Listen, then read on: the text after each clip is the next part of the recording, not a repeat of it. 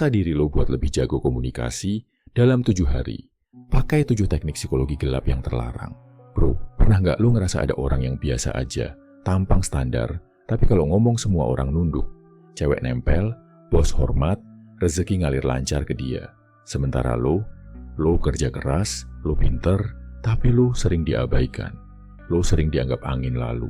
Lo kalah bukan karena lo bodoh. Lo kalah karena lo nggak ngerti kalau komunikasi itu bukan cuma soal ngobrol. Komunikasi adalah perang memperebutkan dominasi. Dengerin gua, manusia itu makhluk emosional yang gampang diretas. Kalau lo tahu kodenya, lo bisa bikin orang lain melakukan apa yang lo mau. Bahkan tanpa mereka sadari. Gua bakal bongkar 7 teknik psikologi gelap buat maksa lo jadi master komunikasi. Ini bukan buat jadi orang jahat, tapi buat bikin lo berhenti jadi korban. 1. The mirroring effect atau pencerminan. Manusia itu narsis. Secara bawah sadar, kita cuma suka sama orang yang mirip sama kita. Kalau lo mau orang lain nyaman dan percaya sama lo dalam 30 detik, jadilah cermin buat mereka. Tiru bahasa tubuhnya, tiru tempo bicaranya, bahkan ulangi 3 kata terakhir yang mereka ucapkan. Kalau dia duduk condong ke depan, lo condong ke depan. Kalau dia ngomong pelan, lo jangan teriak. Otak reptil mereka bakal bilang, orang ini aman, orang ini sama kayak gua. Saat pertahanan mereka turun, lo masuk. 2. Weaponized silence atau keheningan yang mematikan. Kebanyakan orang takut sama sepi.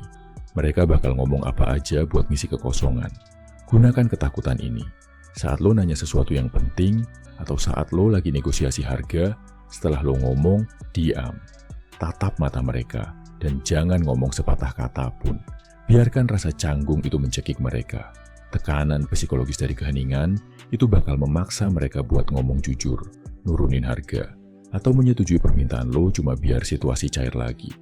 Siapa yang ngomong duluan saat hening, dia yang kalah. 3. The illusion of choice atau ilusi pilihan. Jangan pernah tanya, bisa nggak kita ketemuan? Itu ngasih mereka kesempatan buat bilang, enggak. Ganti pertanyaan lo dengan 2 pilihan, yang dua-duanya menguntungkan lo. Kita ketemu Selasa jam 4 sore atau Rabu jam 10 pagi. Otak mereka bakal sibuk milih jamnya dan lupa kalau mereka sebenarnya bisa nolak ketemuannya.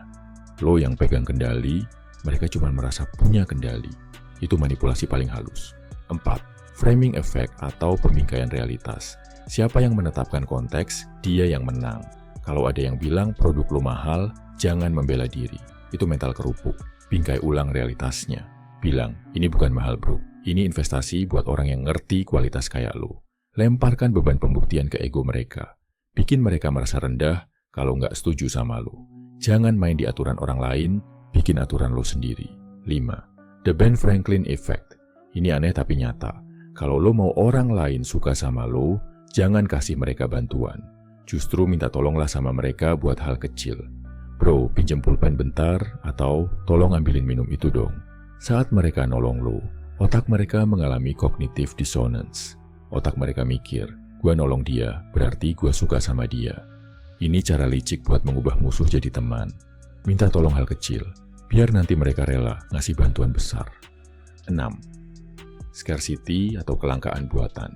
Hukum ekonomi berlaku di pergaulan. Makin gampang lo didapetin, makin murah harga diri lo.